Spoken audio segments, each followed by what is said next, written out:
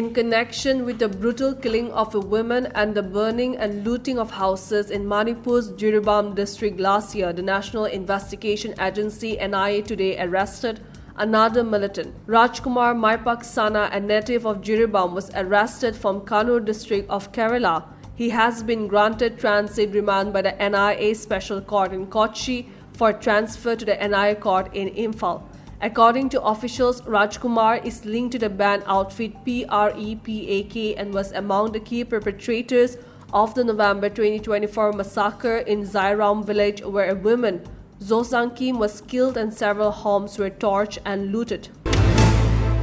Tripura has issued a directive mandating normal functioning of all state government offices, undertakings and affiliated organizations tomorrow, despite a nationwide general strike called by the All India State Government Employees Federation.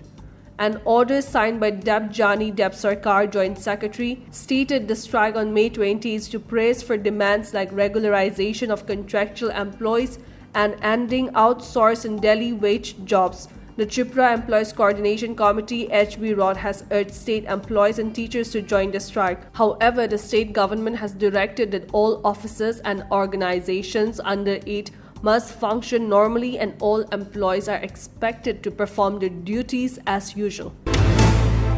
Union Agricultural Minister Shivraj Singh Chauhan today announced a 6.83% rise in India's food grain production. Union Agriculture Minister Shivraj Singh Chauhan today announced a 6.83% rise in India's food grain production, reaching 1,663.91 lakh tons in 2024-2025, up from 1,557.6 lakh tons last year. Rabi crop output also increased to 1,645.27 lakh tons. At Nagpur's Krishi Samvat, Chauhan urged a One Nation, One Agriculture, One Team's approach and announced a 15-day campaign for May 29 to guide farmers on sustainable farming and Kharif planning.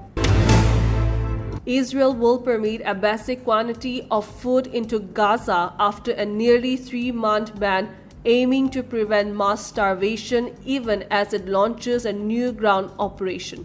Over 100 people, including women and children, have been killed in Israeli strikes since the offensive began on Sunday, according to Palestinian health officials.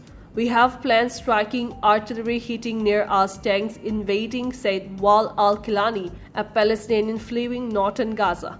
The intensified assault comes as Israel and Hamas engage in their most serious ceasefire talks in months.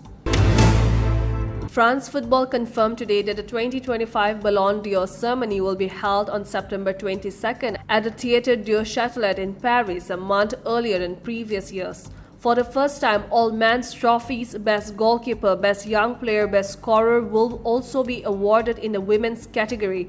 Nominees will be announced in early August. Votes will be cast by 100 journalists for the men's Ballon d'Or and 50 for the women's, representing the top 100 and top 50 FIFA-ranked countries respectively.